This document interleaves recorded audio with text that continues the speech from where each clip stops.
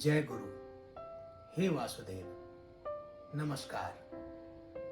गीता पढ़ोगे नहीं तो जानोगे कैसे। गीता को जरूर पढ़ना चाहिए, मनन करना चाहिए।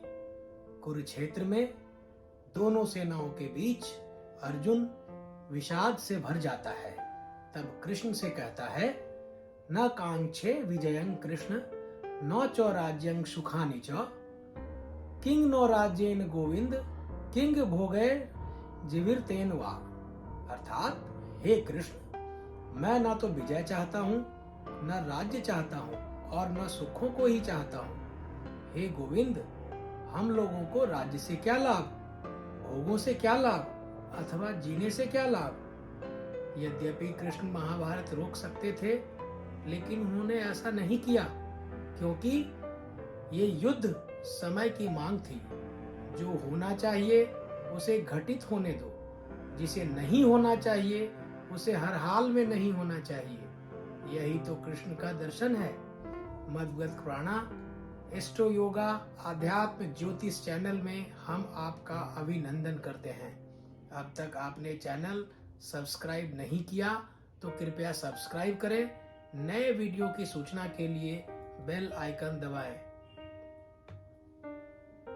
मैं संजय मिश्रा उम्मीद करता हूं यह प्रकरण आप पूरा देखेंगे। कृष्ण और सुदामा संदीपनी ऋषि के आश्रम में सहपाठी थे। उज्जैन अवंतिका में स्थित ऋषि संदीपनी के आश्रम में बचपन में भगवान श्री कृष्ण और बलराम पढ़ते थे। वहां उनके कई मित्रों में से एक सुदामा भी थे। सुदामा श्री कृष्ण के खास मित्र थे। वे एक गरीब ब्राह्मण के पुत्र थे। सुदामा और श्री कृष्ण आश्रम से भिक्षा मांगने नगर में जाते थे। आश्रम में आकर भिक्षा गुरु माँ के चरणों में रखने के बाद ही भोजन करते थे। यह आश्रम की परिपाटी थी।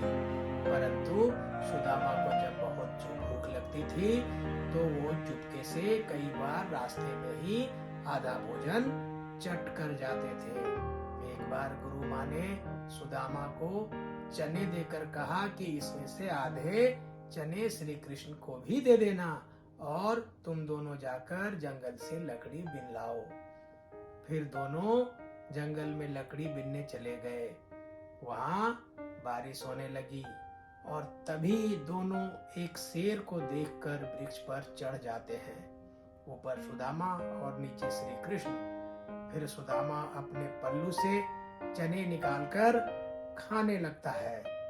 चने खाने की आवाज सुनकर श्री कृष्ण कहते हैं, अरे ये कटकट की आवाज कैसी आ रही है, कुछ खा रहे हो क्या? सुदामा कहता है, नहीं, ये तो सर्दी के मारे मेरे दांत कटकट कर रहे हैं। और यह सुनकर श्री कृष्ण कहते हैं, अच्छा, बहुत सर्दी लग रही है क्या? सुदामा कहता है, हाँ।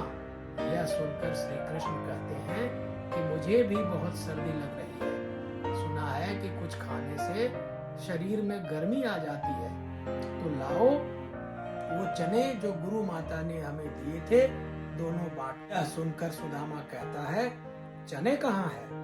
वो तो पेड़ पर चढ़ते समय ही मेरे पल्लू से नीचे कीचड़ में गिर गए थे। यह सुनकर श्री कृष्ण समझ जाते हैं और कहते हैं, ओह, ये तो बहुत बुरा हुआ।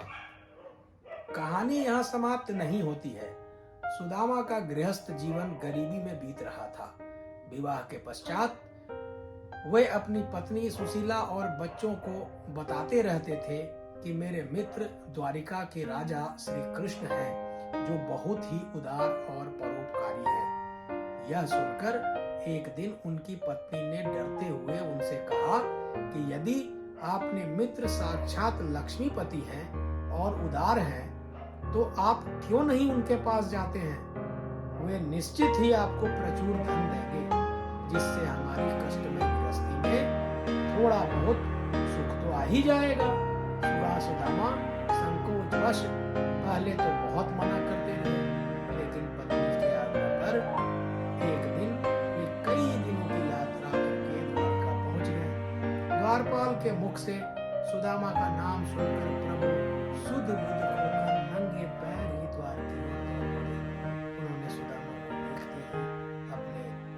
से लगा लिया और प्रभु की आंखों से आंसू निकल पड़े।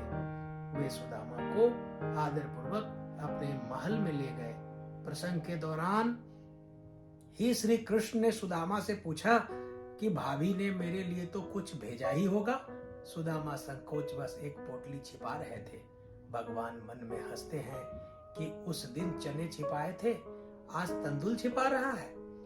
फिर भगवान ने सोचा कि जो मुझे कुछ नहीं देता मैं भी उसे कुछ नहीं देता, लेकिन मेरा भक्त है तो इसे छीनना ही पड़ेगा।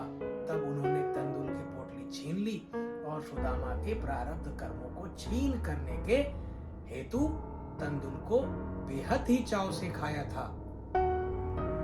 इस श्री कृष्ण सुदामा प्रकरण में दो बातें ध्यान देने योग्य है। प्रथम, चूंकि सुदामा जी ने कृष्ण का हिस्सा खाया, फलस्वरूप दरिद्रता को प्राप्त हुआ। शिक्षा हमें यह मिलती है कि किसी का हिस्सा नहीं लेना चाहिए। कहानी का अन्य पक्ष जो मनन करना चाहिए यह है कि मित्र श्री कृष्ण जैसे ही मिले, क्या यह संभव है? सुदामा भाग्यशाली थे कि उनके मित्र श्री कृष्ण थे। कृष्ण ने जबरदस्ती छीनकर अपना हिस्सा ले लिया। कहानी के इस प्रकरण को याद करें। श्री कृष्ण कहते हैं, भाभी ने मेरे लिए कुछ तो भेजा होगा।